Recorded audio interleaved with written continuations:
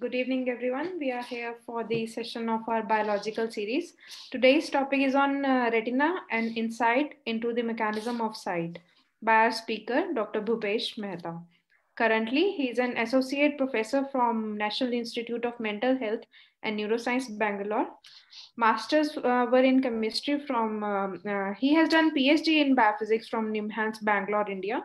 He has done his postdoc research from Yale University, USA. He has 16 international research papers. Dr. Bhupesh Mehta has a wide experience in the field of neuron, and neuron astrocyte communication, in particular, the chemical synapses of the retina and the hippocampus. During his PhD and his postdoctoral training, he has attained immense expertise in the field of single and double patch clamp electrophysiology in acute hippocampal and retinal slices, along with in vivo and in utero electroporation and in high-end real-time fluorescence imaging of intracellular probes. His laboratory is one amongst the few labs in the country have technical expertise and facility to perform patch clamp electrophysiology in acute brain tissue and the only one to do electrophysiology in acute retina slices. His work as a postdoctoral student at Yale University has significantly contributed to the understanding of neurotransmitter release from the ribbon synapses of the retinal bipolar cells and photoreceptors. Currently, his work is on the effect of early diabetes in mitochondrial physiology is well acknowledged. So with this introduction, I'm pleased to begin our session and request Dr. Mehta to start your presentation. Thank you, Parul, for a nice introduction. Good evening, one and all. So today, I'll first of all just give you an insight about what exactly we do at NIMHANS. My group as such, we do not discriminate amongst the system on which we are working, whether it is the sensory system, whether it is the central nervous system, or whether it is the peripheral nervous system. Our group interest as such is what happens to exocytosis in case of physiopathological condition. So a couple of my students are working on the retina in the sensory system, what I would be presenting today. A few students are working on the hippocampus epilepsy in humans as well as epilepsy in rats using the temporal lobe epilepsy model. And one of my students is working on pain research using sciatic nerve injury and dorsal root ganglia, looking into post-translational modifications and how exactly it modulates neurotransmitter release. So now I'll start sharing today's slides.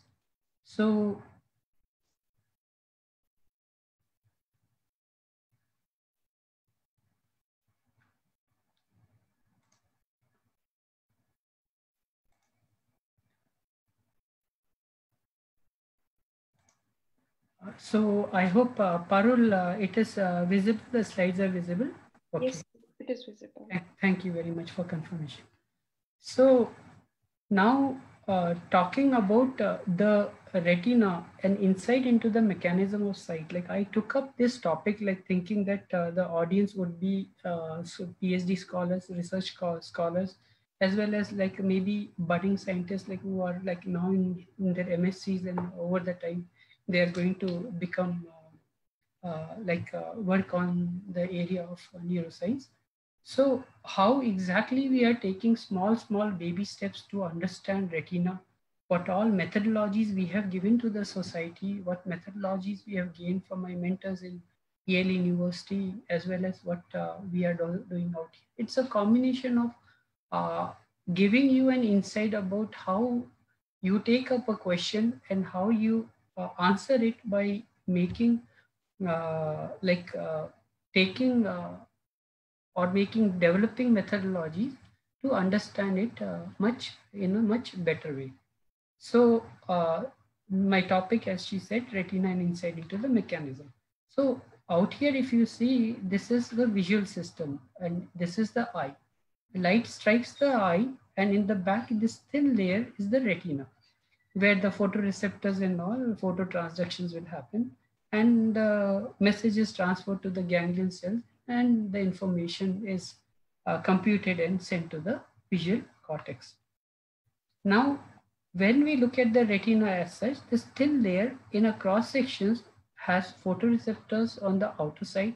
These are the ones that take up the light signal and transfer the information in the form of a chemical signal to the second order neurons, the bipolars, the amacrine, and the interneurons inside in the retina. And then this information is further transferred to the ganglion cells. So this is the normal circuitry of the retina. And this cartoon also shows the pigment epithelium cells and the photoreceptors, the inner retinal neurons, the ganglion cells, and then the message transferred to the high-end region of the brain. Now, we know that phototransduction is the process where light signal is converted into chemical signal. So here what we see is there's the light or a photon striking rhodopsin, and transducin is an enzyme that makes the rhodopsin come near to phosphodiesterases, and this combination causes the conversion or the conversion of cyclic GMP into GMP. In case if in any animal the transducin is mutated, so in such a case, in case of rhodopsin, the animal or the person has cognitive stationary night blindness. And if in case transduction is okay, then a person has a normal vision.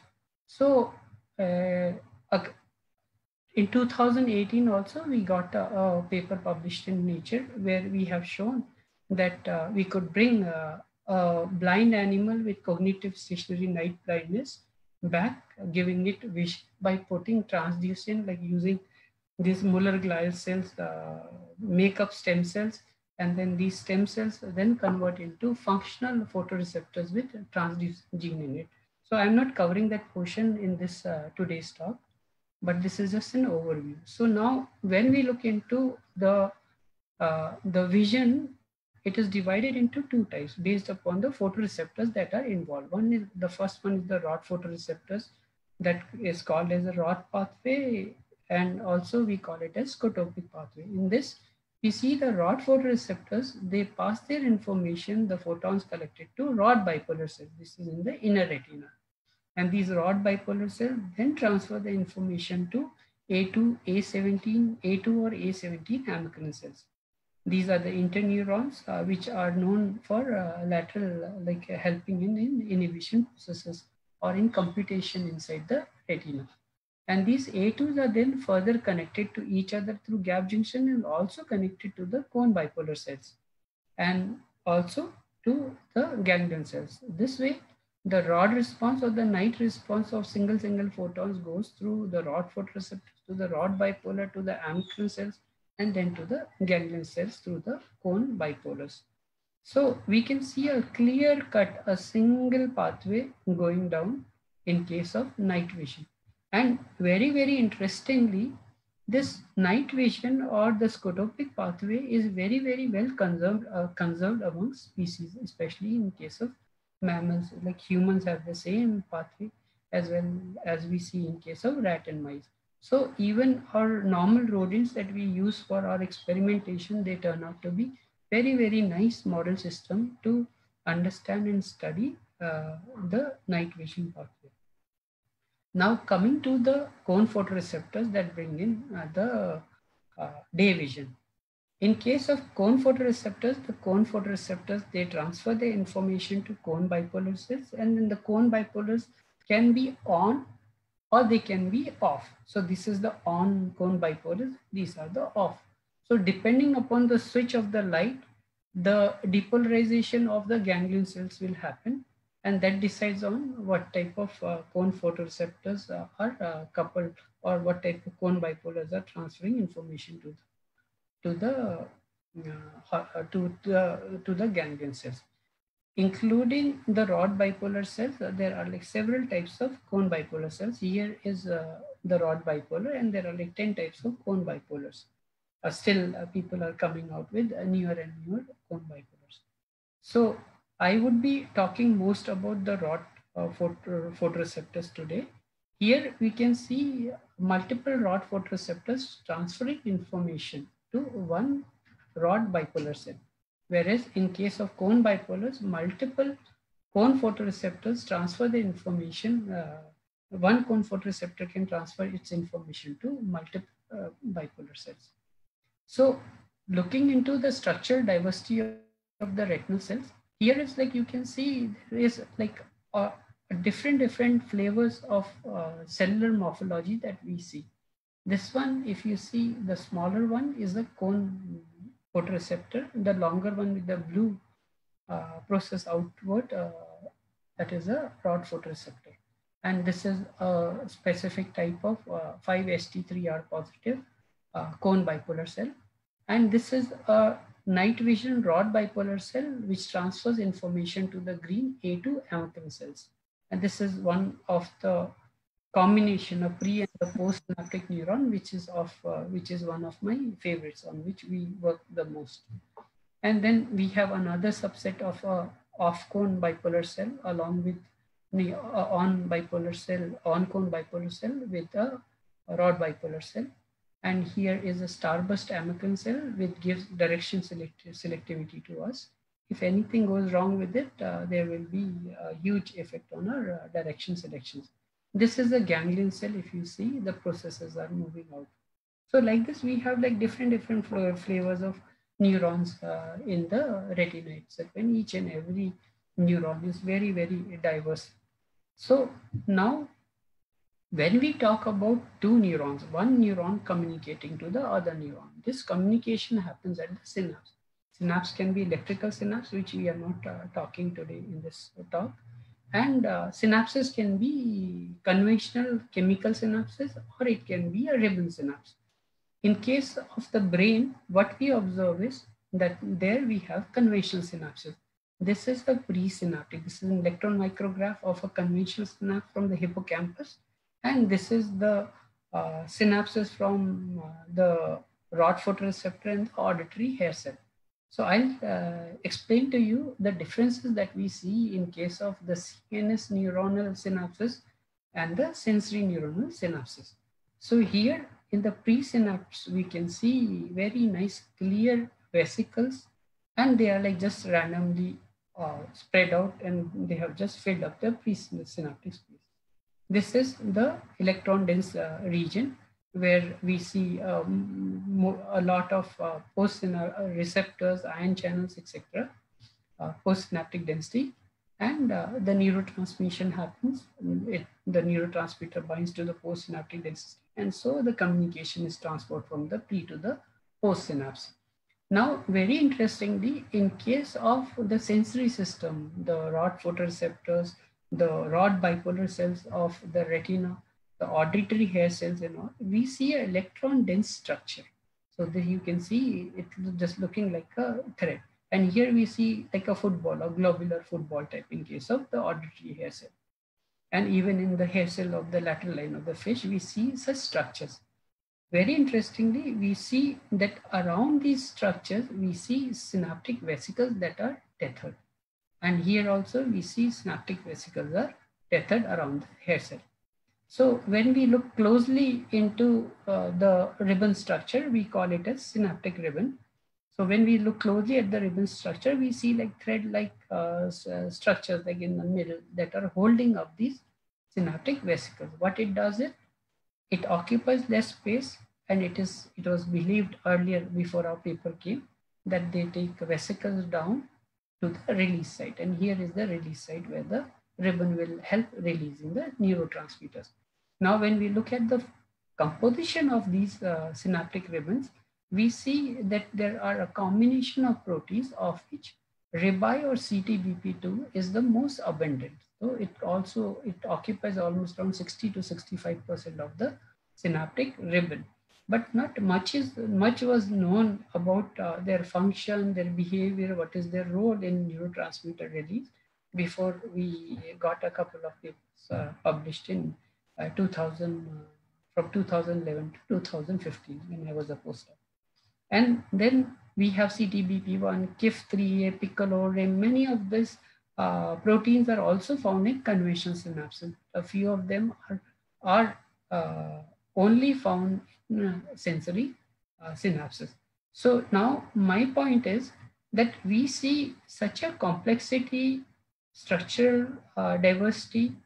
We also see synaptic proteins changing up system to system and even maybe cell to cell also. I mean to say cell type to cell type. Now, as a scientist, as a person who wants to start research also into this area, and also for a normal, like I mean to say, for a person who's interested into science, it is important for him to understand or to know that how exactly we tether out these complexity to make it more simpler and understandable for the generations to come. Now, how do we approach such a system and get to a simple basis of such an intricate machinery? And what are we looking for exactly? This is the question that my laboratory is asking in case of the sensory system.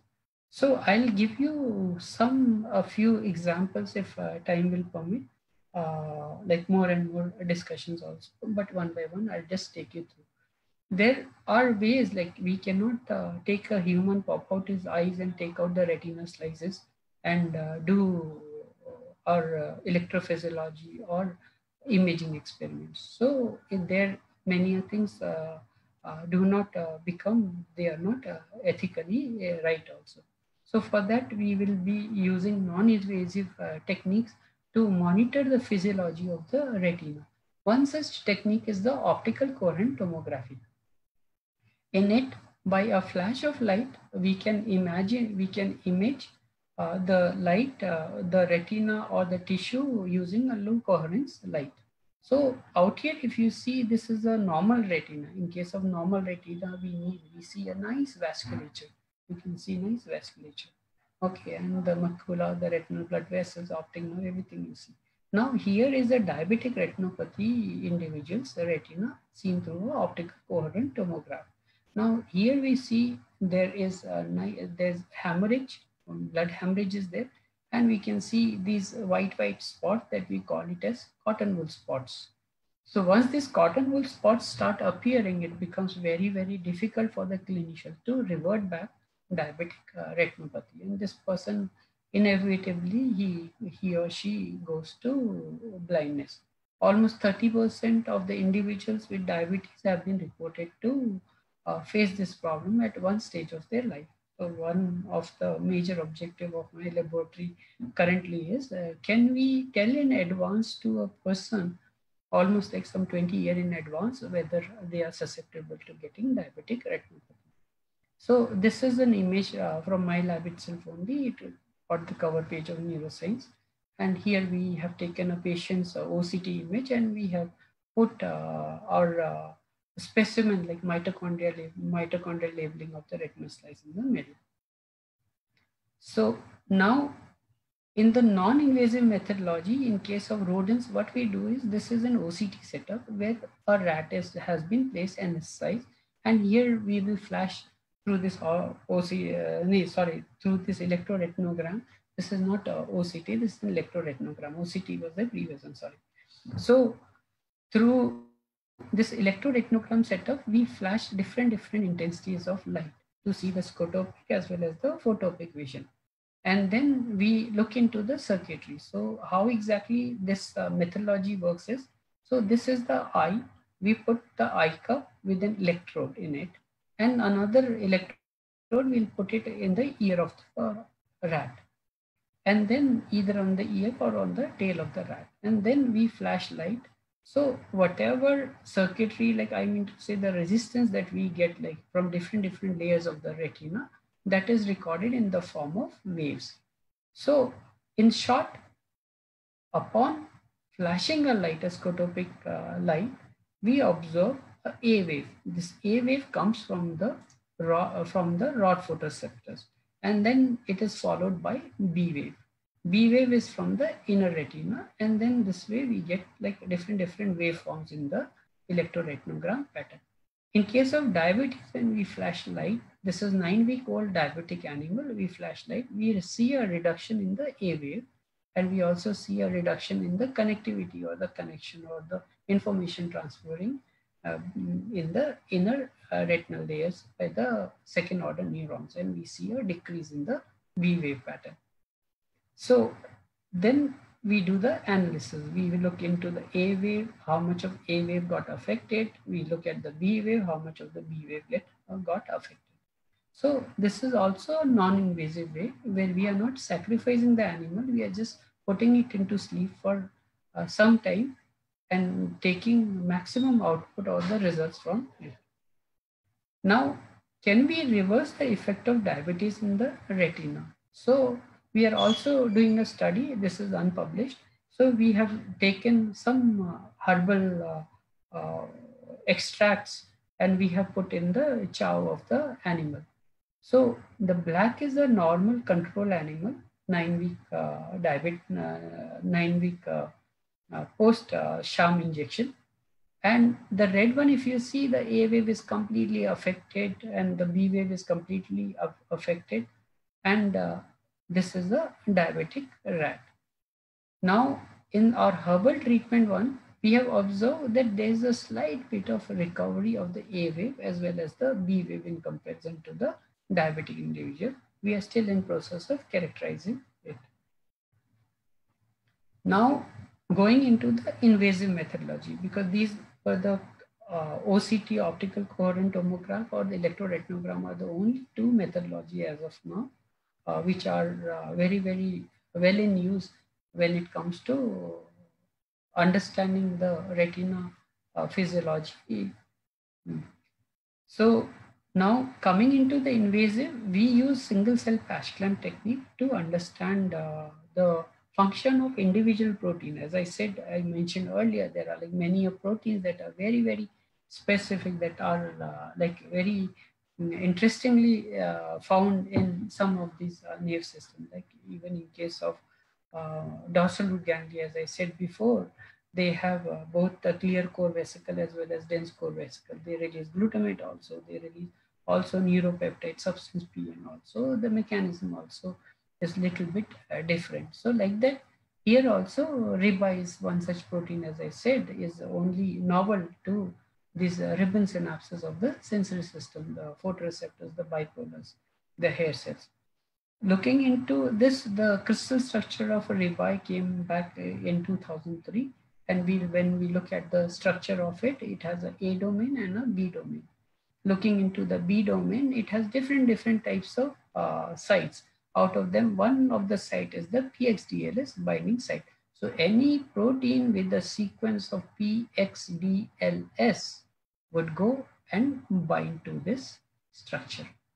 So now this is a peptide with a PXDLS sequence binding to the crystal structure or to the structure of CTBP2. We utilize this and designed a peptide, 13 amino acid peptide with PXDLS sequence. By using patch clamp, we patched a cell with the peptide of our interest in green, labeled with 488 elexaflor, and we have Alexa 594. So when we merge it out, we see distinct, very, very beautiful. You can see, you would appreciate in yellow, nice ribbon spots. So like this, if you have a peptide or you have a technique to label a protein, then you can utilize the patch clamp technique by filling up the cell of your interest with the protein or the peptide that you have made, and see after a few minutes, by just normal diffusion, your protein or your peptide of interest will go and directly bind to your protein of interest.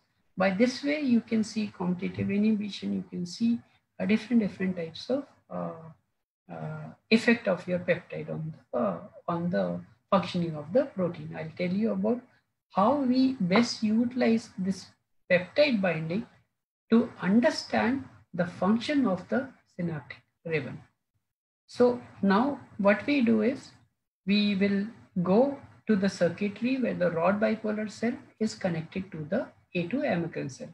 We will put our single electrode on the presynaptic rod bipolar cell and the second electrode on the postsynaptic A2 amacrine cell. And this way we have a circuitry where we can, at an individual cell level, see how neurotransmitter release is captured by the A2 amacrine cell and what responses we get when we start looking into the function of these proteins. So this is the recording. What I have done is the presynaptic bipolar cell, I have depolarized to minus 10 millivolt from minus 60 millivolt, and we see a nice invert L type of calcium current in the bipolar cell. So as calcium enters inside the terminal, the green terminal of the bipolar cell, neurotransmitter release happens. And this neurotransmitter release is very faithfully captured by the A2 amacrine cell. This is the response of the A2 amacrine cell, which shows a excitatory postsynaptic current. We see a nice fast synchronous spike, okay, followed by asynchronous or a delayed neurotransmitter release. So what we did is any fluorophore, if it is excited, it causes production of free radicals. So what we did is, because already our peptide is bound to the protein of our interest, we flash light, the green light, so that we can bleach the fluorophore that is sitting with our peptide of interest. What it does, when it bleaches, it induces formation of free radicals. These free radicals damages everything which is within 50 nanometers of its binding site. So by this way, we have killed or we have damaged the synaptic ribbon that was in the retina. I'll take you back to one of the earlier slides. So here our fluorophore or our peptide is binding to this synaptic ribbon. It is almost 60% of the ribbon composition. And then we flash light. So whatever is there within 50 nanometer of it, it is completely burned. So now we started studying what happens to the neurotransmitter release. What exactly is the function of the synaptic ribbon? So what we observe it before fluorophore assisted light inactivation of the synaptic ribbon, we get a response like this. The multivesicular release or the EPSCs that we observe, the spontaneous EPSCs have gone down, and we figured it out that ribbon supports multivesicular release, and this paper was published in Neuron. But after FALI, we observed that the first response was near to same, like around 20% reduction. This is most likely because already the vesicles that are in the release sites, they are not damaged by our fluorophore assisted light inactivation. But the second response and the following response after FALI was completely affected. So now this was another methodology, like how we utilize the binding of our fluorophore to the protein or the to the molecule of our interest inside a single cell, and then we are utilizing the binding property to our best to understand what the function of the synaptic ribbon is. Now, recently we have also given a methodology, this is the article in press, where we have shown a novel methodology which we can utilize or use to study mitochondrial functions. So as of now, if you have read, if you have gone through papers where people have done mitochondrial labeling and all, they usually use the bath method to load with TMRE, rhodamin 2, or many other dyes also. So our methodology can be utilized for n number of different dyes which are lipophilic in nature, cationic, and it can be utilized. So when we are doing a bath loading of a slice, like whether it is a hippocampal slice, a cortical slice, a spinal cord slice, or a retina slice, we observe that there's a lot of non-specific binding. So the background to noise ratio is very, very high. And we hardly see the mitochondria in clarity. So that's why people shy away from showing nice images of mitochondria labeled in their slices. By our methodology, if you see distinct mitochondrial puncta. They look so good, amazingly good, and more clearer than the conventional method what people have been using. So what we do for this is we use a micropipette of around 2 micrometer tip. And then we use a 5 psi pressure. We put a very, very small amount of around 2 microliter of TMRE dye, 500 nanomolar, and we puff it on the top for 5 minutes. So we are puffing the dye for 5 minutes, letting only the surface neurons or the surface cells to take up the mitochondrial dye. So the way we were doing bath loading, we were almost perfusing throughout, and we were letting the dye to diffuse inside the tissue slice also. And it was become very, very difficult for us to wash the excess of dye or the non-specific bound dye. So now when we look at the response, this is a mitochondrial uncoupler called as CCCP that we are using. In case of normal bath loading, we add CCCP here, but because the mitochondria labeling is not uniform and it is throughout in the tissue and there's a lot of background also, we see a very, very slow response and then it gradually goes down. And we still do not know whether this is zero or the complete unlabeling of the mitochondria, uncoupling of the mitochondria. But by using our methodology, if you see, the response is an immediate response and we see an immediate reduction of the TMRE fluorescence. And this is right now article in press. Now, the same methodology we have used in control and diabetic retina also, because we want to show that the diabetic retina, the inner retinal neurons are the first sensors of high glucose, so that we can design out a methodology to show that or tell in advance to people like 10 to 20 years in advance that they are prone to getting retinopathy. So in this particular experiment, we were completely focused on the inner retinal neurons, where we have labeled the inner retinal neurons with the TMRE dye.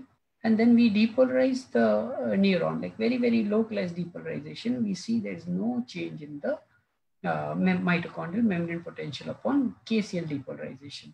But once we add CCCP, immediately we see a localized depolarization. Now, in case of diabetes, just 9 weeks of diabetes, we see even KCl depolarization is sufficient to depolarize mitochondria, and CCCP has nothing to do because already the mitochondria have been depolarized. This paper was published in 2019 in Neuroscience. So now coming back to this already I have shown. Okay. Now there's another methodology. At times we may also be using cultures and all to study or to understand more the neuronal property, where invasively also it becomes difficult to reach. So here we also do primary retinal cultures and all, and we see in case of control, glucose treatment and all, what happens to calcium homeostasis, mitochondrial buffering, endoplasmic reticulum buffering, and also looking into these calcium binding proteins. And here we see in case of, these are the inner retinal neurons, most of them are rod bipolars A2 mix. We see a nice response upon KCl depolarization control. But in case of high glucose treated or like more or less like a diabetic cells, we see an extended release. And this we found that this mitochondrial abnormality is because of this. And this was recently published.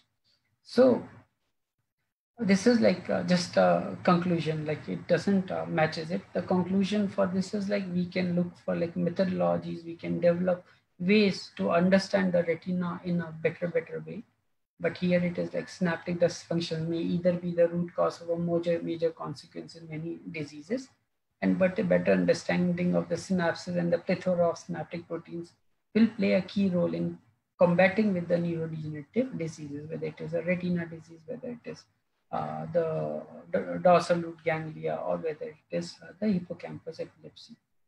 And this is the acknowledgement, my acknowledgement to NIMHANS administration, and biophysics, Dr. Yogananda is my collaborator, Dr. Indrani also, neurophysiology, Dr. Lakshmi Rao, surgery, Mala Bhaskar Rao, pathology, and psychiatry also, as well as neurology.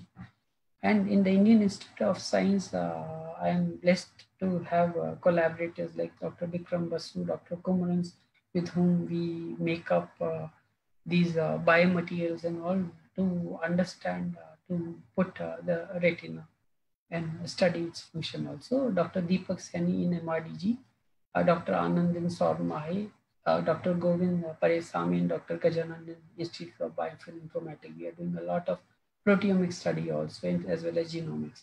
My old, my postdoctoral advisor, Professor David Zenesik at Yale University, and Dr. Bochen, and my DBT DST grant. These are my PhD students and MPhil alumni, and there are a couple more students. So Zehra and Niveda are directly related to the study I have shown today. And now it's open for questions. Thank you. Thank you, Dr. Mehta. So can you please unshare your slides? I'll unshare. 1 second. Stop share. Okay. Thank you. So we have lab students here. So any questions from anyone?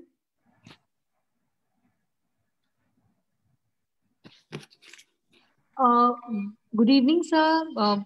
Thank you for a nice and a wonderful presentation. Just wanted to check a very basic question. When you talk about retinal diabetes, is there a age specific that or a specific years that after which the person would have retinal diabetes detected? Or so there are studies, like I mean to say, in humans also. In humans, they have seen it is always post-retirement. So it's almost like 60, 65. After that only people have reported. Early retinopathy, there might be studies, but I haven't come across.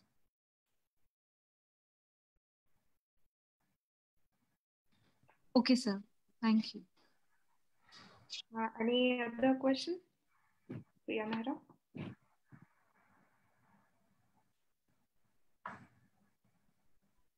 Sir, I was just looking for your ERG graphs. So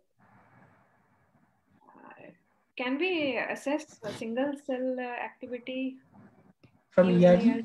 No. Yes. It is difficult to assess because it's a combination. Like it's a lot of photoreceptors we are stimulating, because it's like, I mean to say, a global stimulation of the complete retina of the eye. I mean to say, of the rat, and then all the neurons or the photoreceptors give their response, pass it to the inner retinal neuron. So it is very, very difficult. But when we are talking about only the scotopic pathway, like where we know one rod photoreceptor is passing information to one rod bipolar to one amacrine cell, then in the ERG wave pattern for a particular group set, like from rod bipolar to A2, that wave pattern can be detected, but not at a single cell level, like all the rod bipolars together as one. So we can, wave pattern can be suggested that which type or which layer is affected. Correct. So you are stealing my idea actually on what our grants are. So we are trying to correlate out from single cell broad bipolar to A2 response with respect to ERG at different stages of diabetes. We are correlating these two responses from our ERG and from our single cell paired recording. And then at different stages of diabetes, we are seeing neurotransmission being changed.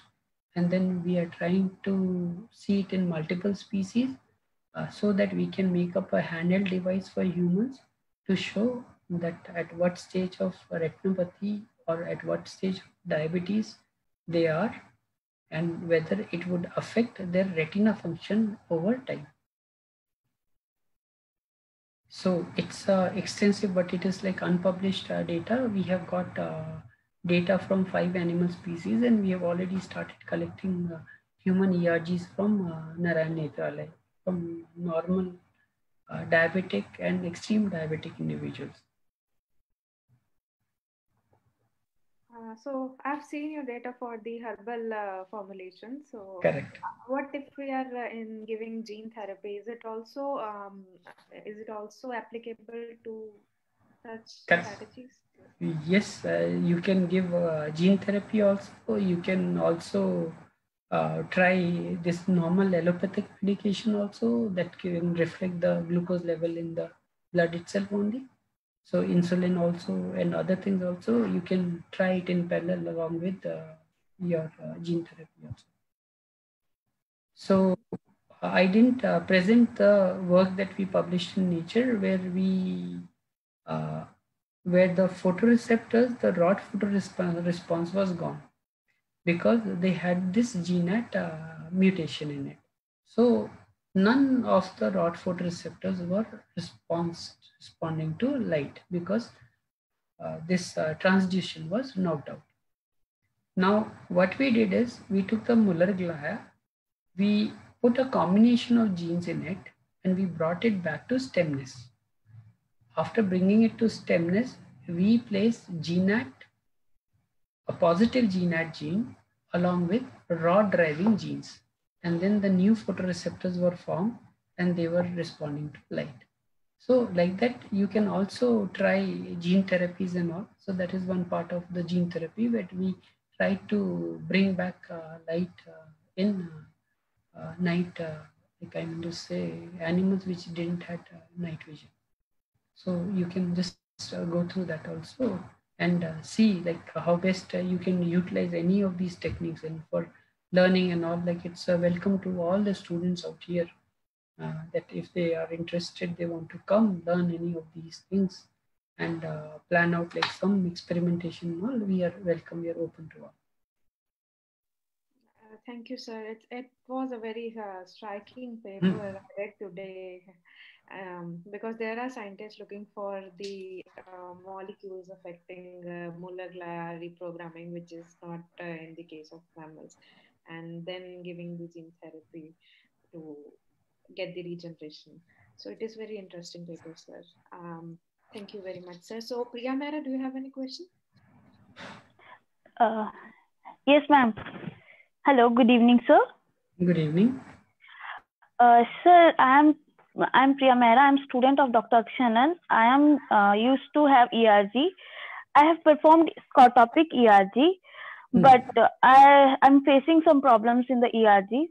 My first question is, when I'm performing the ERG, I don't know, I'm not getting any wave, as I don't have any filter onto the tungsten electrodes, and I don't know how much light is entering onto the eye, onto the retina. How can I troubleshoot this problem? First of all, you are doing scotopic ERG and you are adapting the animal, correct? Yes, sir, for 24 hours. Correct. And with the flash of light, you are not seeing any response. Yes, sir. So are you sure your electrodes are placed very well? Like yes, sir. I have checked those electrodes, and I have also gone to electricity department. So I have also checked those electrodes that they are working or not. So they are working. Okay. They are sure. I do not know. Like I think I may be blessed with having nice ERG setups here also as well as in the US. So we are using LabScribe 2 software. So we are using this setup, HMS ERG setup from OcuScience, which Dr. Akshay was trying to buy it like from quite some time. Maybe he had like some difficulty in purchasing it at the very, very last moment. So what this setup does is, now we need not to put like crude electrodes, how you are putting at this moment. They already have a nice lens electrode that you can just fit it in the eye of the retina, and it takes like the complete eye it covers up. So you do not miss any, even like the stray signal also, bit of stray signal also, it doesn't misses. So that we are placing tungsten electrode onto the eye of mice. So probably something is, and you're also putting a nice conductor in between, like you're putting like some sort of like, I'm forgetting the name of the gel. I can tell you, like you just write me an email, I can tell you. Gentile. Gentile, correct. Yes, sir. I'm using that. Yes, sir. And you're not letting the eye of the rat dry also. Yes, sir, I'm not. I'm using methyl cellulose as a lubricant. Okay. So I think something is there with the circuitry, like you should get a response. Like I think somebody need to come in, see the electrode placement also, as well as the connection of your electrode to the amplifier. So there might be something issue. Otherwise, ERG, even if your light intensity is not calibrated, like suppose you are unable to see the scotopic like from minimum to maximum, you should still see with a flash of light the photopic ERG. So photopic ERG also looks like you will see the distinctive wave pattern. You should see something. So only the straight line is appearing on my screen. It is not possible. It's not possible. We will continue with the discussion. So if you have any questions related to his presentation, you can ask now. We can continue with this discussion or your problem, Priya Mehra. So is there any question? One?